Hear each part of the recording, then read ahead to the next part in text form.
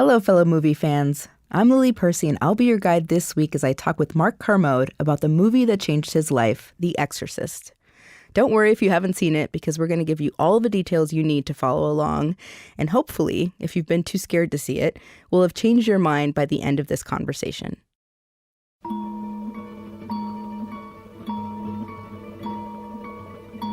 Everything that I read about The Exorcist over the years, just as a movie fan, and that I heard about from people who watched the movie, everything about it was about how shocking it was, how scary it was, but no one ever told me how good it was.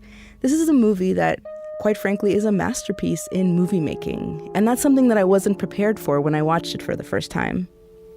Mother, what's wrong with me? It's just like the doctor said, it's nerves, and that's all. Okay? You just take your pills and you'll be fine, really. Okay?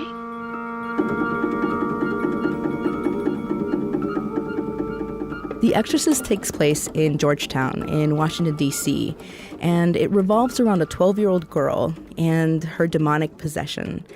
It's terrifying because it's a child that you're watching, and Satan speaking through a child. But it's also terrifying because there seems to be no way to help her. Her mother tries her best, goes to doctors, psychiatrists, and then finally turns to the Catholic Church as a last resort, to a priest named Father Karras, trying to figure out what exactly is living within her own daughter. I can't do it. I need evidence that the church would accept as signs of possession. Like what? Like her speaking in a language she's never known or studied. What else? I don't know. I'd have to look it up. I thought you were supposed to be an expert. There are no experts. You probably know as much about possession as most priests. Look, your daughter doesn't say she's a demon. She says she's the devil himself. Now, if you've seen as many psychotics as I have, you'd realize that's the same thing as saying you're Napoleon Bonaparte. You showed me Reagan's double. Same face, same voice. Everything. And I'd know it wasn't Reagan. I'd know in my gut. I'm telling you that that thing upstairs isn't my daughter. Now, I want you to tell me that you know for a fact that there's nothing wrong with my daughter except in her mind. You tell me you know for a fact that an exorcism wouldn't do any good. You tell me that! My brother, who's a big movie fan as well, has been trying to get me to watch The Exorcist since I was a teenager. And the only person who could really do this for me, who could get me to sit down and watch this movie from beginning to end, is my living movie prophet, Mark Kermode.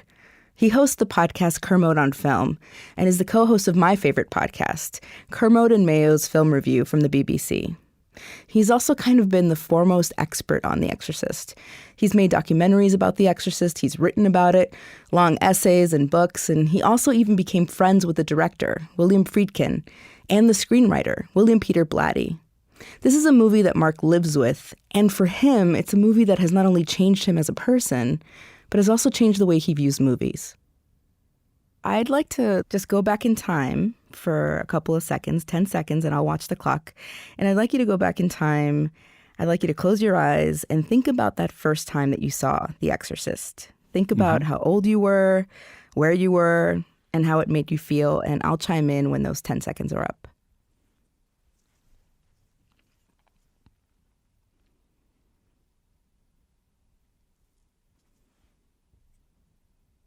So tell me what memories came up for you. Well, I mean, the weird thing is this is something that I think about pretty much every day.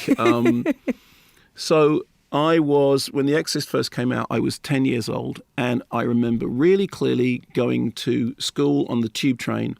And there were posters for the film everywhere. And the poster was that iconic image of Max von Sydow standing outside the house on Prospect Street, just in a black silhouette with, in England, the light behind the poster was yellow. In America, you had these posters with the purple tops. Yes. So I knew the image and it struck me to the core. And then our news programs were full of stories that had basically come over from America about this film that had had this extraordinary effect on audiences, that people were being carried out of screenings, that people were, having hysteria and fainting, and the whole country had gone on a possession jag. And the novel was everywhere. I mean, absolutely everywhere. There's a paperback novel which had a white banner across it which said, see the movie, it'll be the most electrifying thing that ever happened to you. So I was, 7 or 8 years away from being able to see the film because they were quite strict about, there were some movies, some X-rated movies that nobody really cared whether you went to see them, but movies like Clockwork Orange or The Exorcist, they were very strict about. So I then had the best part of 6 years obsessing about a film I had never seen. The idea of it terrified me, absolutely terrified me, like put the fear of God into me. I remember so clearly how scared I was by the idea of it, but I was also completely fascinated by it. And so I read the book. I read the screenplay that William Peter Blatty had published in his book, William Peter Blatty on The Exorcist, which had his original screenplay and then a transcript of the finished film. I mean, I obsessed about The Exorcist. And this is what you were doing instead of chasing girls. Yeah, pretty much, because what I did when I was a kid was I went to the movies. That's what I did the whole time. And it became a really big thing. So I basically had seen the film before I ever saw the film. And then what finally happened was I must have been, I think, 16, maybe 17, and I went to a late-night double bill to see The Exorcist. Oh, wow. And then by the time The Exorcist is about to come on, it's about midnight. And the film starts, and it starts with the Warner Brothers logo, which comes up, and there's this sound, which is actually the sound of Friedkin and Jack Nitsch, I think, rubbing their fingers over a glass of wine, that kind of woo, like that sort of the glass theremin sound. Allahu Akbar, Allahu Akbar, Allahu Akbar, Allah. And then we begin with this sequence in Iraq, and I am in palpitations because the Iraq sequence is a brilliant scene setter, but it goes on for a while. But I remember so clearly sitting in the cinema and looking around at other people thinking, look, over there, there's like a middle-aged lady. She's going to be okay, so you'll be all right. And look, over there, they don't look particularly hard. They look, I was in fear of my life. And I remember years later when I became friends with Friedkin and I was making documentaries and things, and he said, the thing you have to understand is that after the first reaction to The Exorcist, people were scared before they got into the cinema. He said it was like walking down a street that you'd read in the paper there was a murder there the night before. He said they were scared before they got into the theatre. Well, I'd been scared for 6 years before I got into the theatre. What are you doing here? My bed was shaking. I can't get to sleep. Honey.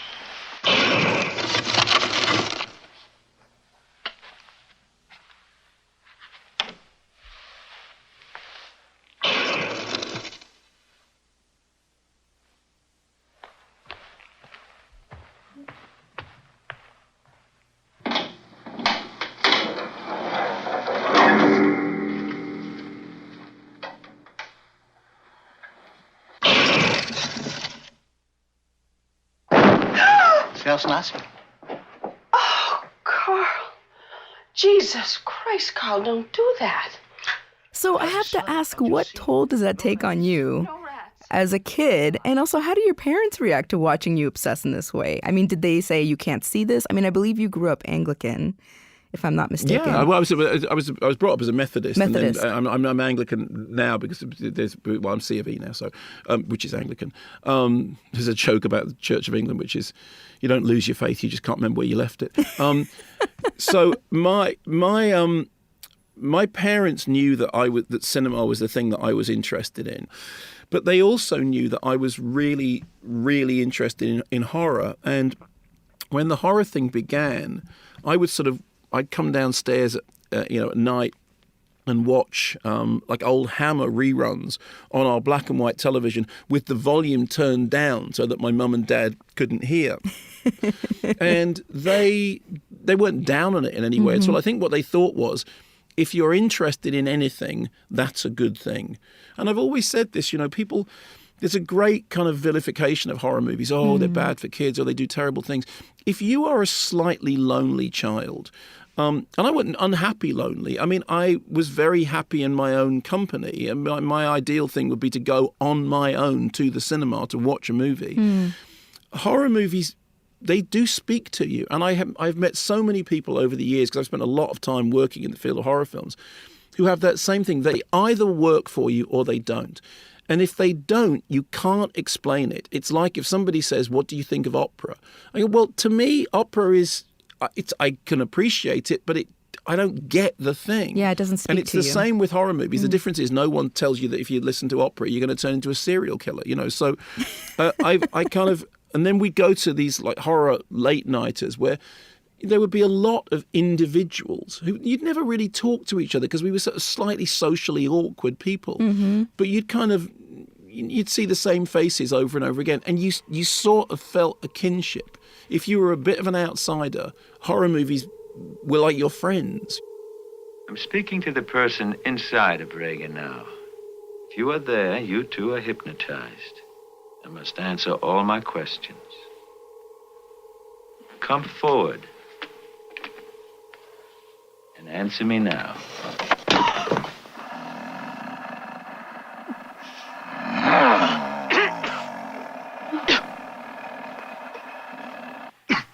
Are you the person inside of Reagan?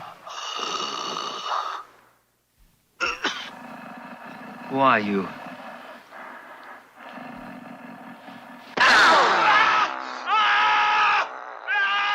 I love the way, and I have to say, I'm such a huge fan of your writing, so I will be quoting you back to yourself a lot. I hope you're comfortable with it. As my wife once said, I don't fish for compliments, I trawl for them. I love that. Well, I have been, I confess, a person who has never really given horror its due. And reading you write about it, there's this wonderful way that you say, people talk endlessly about the damaging effects of horror movies, but too little is heard about the life-affirming power of being scared out of your mind, and in those very rare cases, out of your body. You ask me if I think there is more to this world than the grim realities of aging, disease, and death, of mourning and loss, and I will refer you to that first viewing of The Exorcist, during which my imagination took flight, my soul did somersaults, and the physical world melted away into nothingness around me. I don't think that there's a spiritual element to human life. I know it because I have experienced it firsthand, and I have horror movies to thank for that blessing. I love that. Tell me a little bit more about that experience, what you're talking about, that aliveness, that presence that you had being taken away by The Exorcist. That experience, years later, I would talk to Bill Blatty, who wrote The Exorcist, and Bill had some sort of conflicts about how the film was received, what the film meant to people. He was very concerned that because certain key sequences had been taken out of it, that the message of it wasn't clear. And the message from his point of view was very clear. It will all be all right in the end. God is in his heaven. There are angels because there are demons. If there are demons, then there are angels. Then he was very, very clear about it. And Bill was a very religious man, and that was what the story was about for him. But he said, we were talking quite candidly at one point, and he said, the thing is, when you watch that film, you are alive. You're having an experience, and whether that experience is good or bad, you are alive and you are aware of it. And what it means is that there is a thing that horror movies can do.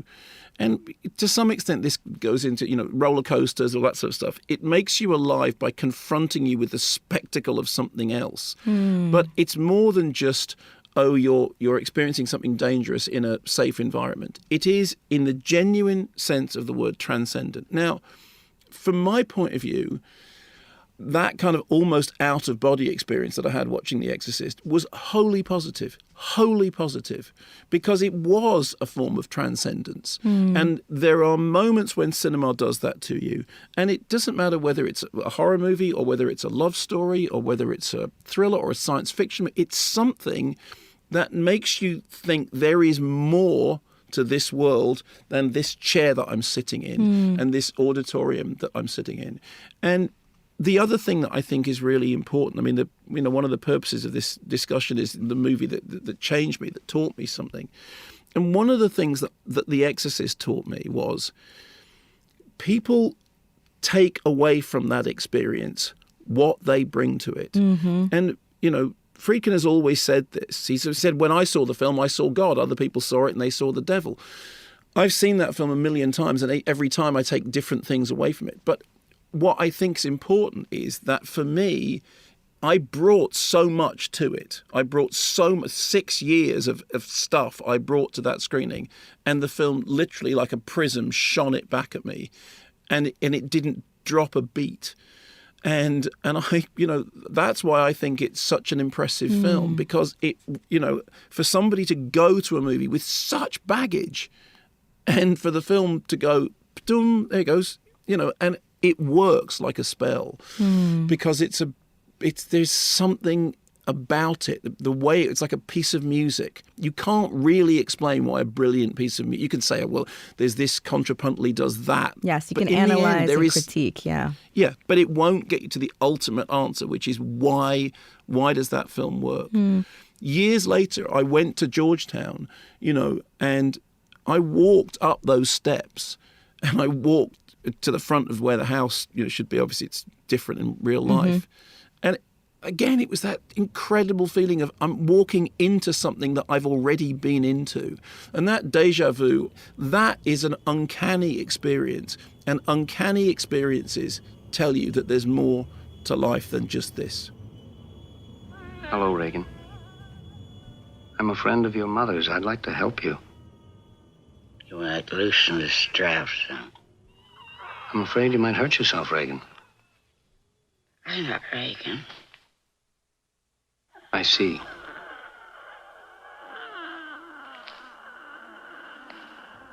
Well, then, let's introduce ourselves. I'm Damien Karras. And I'm the devil. Now kindly undo these straps. If you're the devil, why not make the straps disappear? That's much too vulgar a display of power, Karras. Where's Reagan? In here with us. Your mother's in here with us, Karras. Would you like to leave a message? I'll see that she gets it.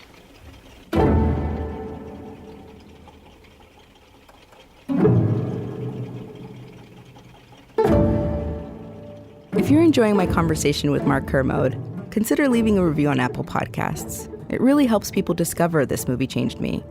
And we also just love hearing what you think. As always, thank you for helping us build our movie-loving empire.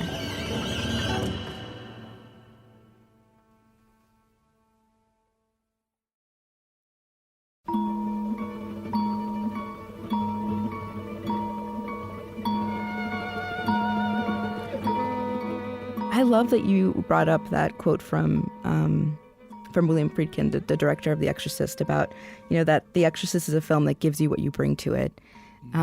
Because I grew up in an evangelical household. My parents were Catholic in Colombia and Latin America, and they converted in their college years to a Protestant denomination. And when this movie was re-released in the theaters when I was in high school, I'm 37, and it was released in 2000 again.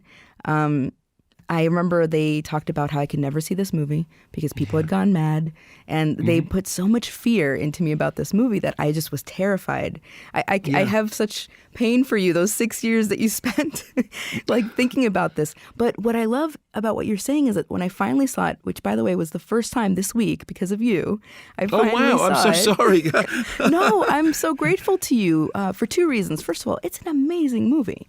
Yeah, it really is. No one ever told me that. No one told me that in addition to terrifying you, it was also going to be this work of art. I had no idea. Yep. And the second thing is that watching it, I felt like my faith was strong enough to sustain me through the experience.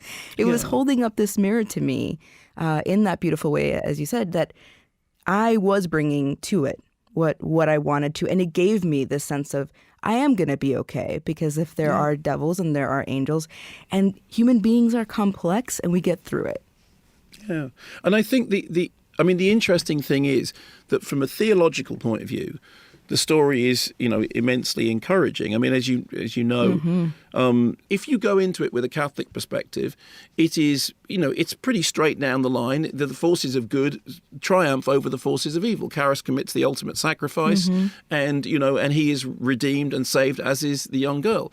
And so that's the story. If you don't believe in the theology of it, the film works on an equal level, just as a film about something that is... because the whole point of the film is it's not her. There's so much of that film is looking at other characters. It looks at Ellen Burstyn as she recoils in terror. It looks at the doctors as they are baffled and amazed. It looks at Father Karras as he hears the demon taunting him. There's almost more concentration on all the characters reacting to what's happening than what's happening. And that's kind of the key to it. I mean, that's why Exorcist 2 is the stupidest film ever made. Because in Exorcist 2, it's, it is all about her. Exactly. No, it is. Yeah. That's what it is about. So let's it's just about forget her. everything we've established. Yeah. Just throw all that out the window. Yeah. That's all nonsense. Well, I love that you've brought up the way that the characters are portrayed. I was so impressed with how Chris, the mother played by Ellen Burstyn, you believe how terrified she is about her daughter because the movie takes all that time, that slow burn you talked about, in setting up her life, her intimate relationship with her daughter. You just really understand and know this woman. And so when this happens, when you see her daughter become possessed, you just feel so much for her.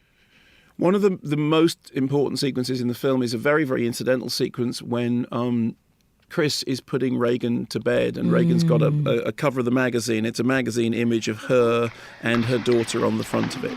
Reagan, why are you reading that stuff? Because I like that. It's not even a good picture of you. Look at that. You look so mature. And they have a little incidental conversation. She says, "Oh, I don't like that cover. You look so mature." Let me take an eyelash off your face. Okay. No, I didn't get it. What are we going to do on your birthday? Isn't it nice it's on Sunday this year? And it's like a couple of minutes long. But you absolutely believe that they are mother and daughter and that they have history, that they have past, that they have shared, quips and foibles. We have a good day, yeah? You can bring Mr. Dennings if you like. Mr. Dennings? Well, it's okay. It also sets up, one of the brilliant things about the film is everything in it is prefigured by something else. Yes. So that moment when she looks at the magazine, she says, "Oh, you look so mature." There is something in the film about, you're not my little girl anymore. And Reagan is the little girl played by Linda Blair. Reagan is the little girl brilliantly played by Linda Blair. Brilliantly played by Linda Blair. Who I had to Google, is she okay, after seeing this movie? Yeah, she's great. No, yeah, and I have met Linda Blair. A sounder, nicer, more down to earth, solid person. You would just a all-round top person and a really hard-working actress, and brilliant in that film. But it's those incidental details that mean that when stuff starts kicking off, you feel that horror. When Chris is talking to the doctors, and they're saying, well, maybe it's... And she says, 99 doctors, and all you can tell me with all this stuff, did you see what she was doing? Yes. She's acting like she's... And then when she says, you show me Reagan's double, same, everything down to the way she dots her eyes, and I'd know in an instant that it's not mine. I'm telling you that thing is not my daughter. And that works because half an hour, 45 minutes before, you were seeing her and Reagan behaving exactly like a mother and daughter. Yes. So all the way through the film, it's all the scenes that seem incidental are really doing the heavy lifting. So that when the other stuff happens, the stuff that everyone talks about, it works because of everything that's gone before. It's just genius. Well, it's a symptom of a type of disturbance in the chemical electrical activity of the brain. In the case of your daughter in the temporal lobe, it's up here in the lateral part of the brain. It's rare, but it does cause bizarre hallucinations, and usually just before a convulsion. A convulsion? The shaking of the bed. That's doubtless due to muscular spasms. Oh, no, that was no spasm. Look, I got on the bed. The whole bed was thumping and rising off the floor and shaking, the whole thing, with me on it. Mrs. McNeil, the problem with your daughter is not her bed. It's her brain. As a person of faith, I really appreciated that the doctors and the medical scenes were included, because it goes to this idea of how you can't prove faith, right? You can't prove any of what's happening to her. And she has to go to a priest for help. She tried every logical thing she could, and it didn't work. And that to me almost feels like often when I have conversations with atheists, I'm like, I get it. None of this is logical. Yeah. And of course, the great irony of the film is that Chris, who is nominally an atheist, goes to the priest, and she is trying to convince the priest that her daughter's possessed, and the priest doesn't believe her. So it's like the roles reversal is brilliant. The Catholic priest doesn't believe that the kid is possessed, and the atheist mother does. Yes. And it's one of the great ironies at the center of the film is that you don't even notice it's happened. That, you know, she who doesn't believe in any of this stuff is saying, I think my daughter's possessed. And he who does believe in all this stuff is saying, well, you're going to have to get in a time machine and take you back to the dark ages, because we don't do this anymore. Yes. And this is why, you know, from what I've read, when that film came out, the Catholic Church actually thought it was a great ad for them. Well, I know for a fact that there was a huge number of people who came straight out of the cinemas from seeing and went straight into a church. And the reasons probably varied. Yeah, but, you know, again, I would talk to Bill Blatty about this. I mean, I miss Bill terribly. He was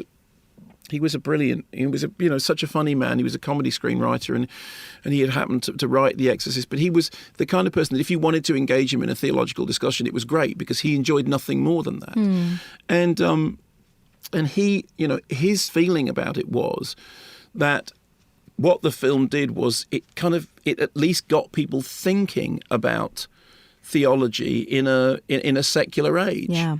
And I mean, it's true. You know, find me another film outside of a Hammer or a Dracula or something like that, in which the two heroes are priests. Yeah. Especially important is the warning to avoid conversations with the demon. We may ask what is relevant, but anything beyond that is dangerous. He's a liar. The demon is a liar. He will like to confuse us. But he will also mix lies with the truth to attack us. The attack is psychological, Damien, and powerful. So don't listen. Remember that. Do not listen. I think it might be helpful if I gave you some background on the different personalities Reagan has manifested. So far, I'd say there seem to be 3. She's convinced that There's only one. So I'm so curious. There's so many layers to this movie, clearly, right? I mean, there's the layers that you find in the sense of how it was made, and the true just masterpiece element of the filmmaking, which you as a film critic can find and a film scholar. But I'm so curious as to what it continues to give you and what you continue to bring to it. I mean, you say yourself you've seen it hundreds of times and you keep going back to it. Does it give you a new perspective on your faith? Does it give you a new perspective on being a parent? I mean, what things do you bring to it now that you didn't when you first saw it as a kid? It's so hard to say. I mean, I think that every time I see it, I'm reminded of the first time I saw it. It is, for me, a kind of primal experience. I think it's interesting that, you know, I write about horror movies quite a lot, and then I used to get this thing. People used to go, oh, "No, you go to church," and I go, "Yeah," and they went, "Well, how can you be into horror movies and go to church?" And I was like, "How long have you got?" It's like, you know, seriously. The most violent film I've ever seen in my life is The Passion of the Christ. God, yeah. I have literally never seen a more violent film than that. Agreed. And here's the thing. You don't obsess about The Exorcist as long as I have without being fundamentally interested in questions of faith, okay? And when I was younger, I used to do a lot of, you know, angsting about trying to figure everything out, and, you know, but how and why and blah, blah, blah, blah, blah. And as you get older, well, as I get older, what I think is this: most of my life, I've gone to church, and it's always worked for me. I don't presume for 1 minute to understand the mysteries of the cosmos, and I'm no longer wrestling with any of that stuff because, you know, I think that there is more to the world than this. And beyond that, I think that, you should try and be decent and honest and fundamentally not spend your life screwing people over. Whatever anybody else believes is absolutely up to them. I don't think it's important to know or not to know. I don't need or want proof of things. But a film like that has that kind of effect just reminds me that there's magic in the world. I mean, magic, proper magic. Yeah. It's what makes going to the movies a church in itself, right? I mean, I agree with you. I know you've written about that as well. And for me, I didn't grow up going to a church building ever. And we met in the house that my parents lived in. But going to the movie theaters for me is a church. That's the church experience for me. And it is because you're amongst other people. You're alone together. And when you can experience the transcendence that something like The Exorcist gave you and that I experienced this week when I watched it, it's so magic. Glad. That's great. It is magic. It is. It's never let me down. It's never let me down after all these years. What an excellent day for an exorcism. You'd like that? Intensely. But wouldn't that drive you out of Reagan? It would bring us together. You and Reagan? You and us.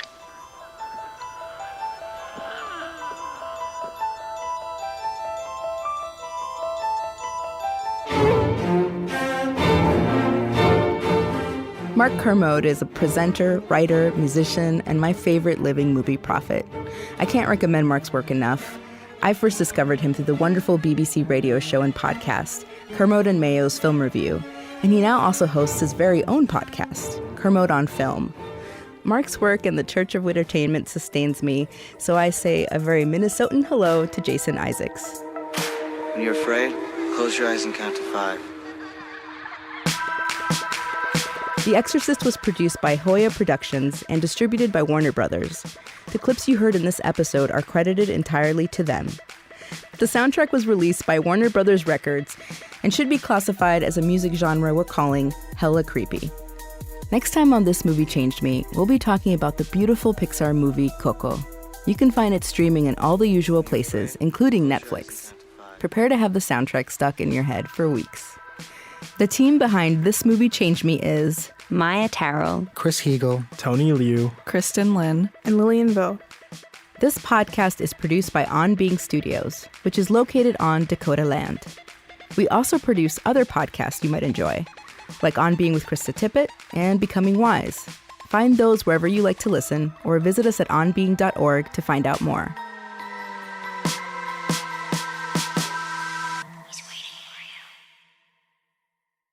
This podcast is produced by On Being Studios in Minneapolis, Minnesota.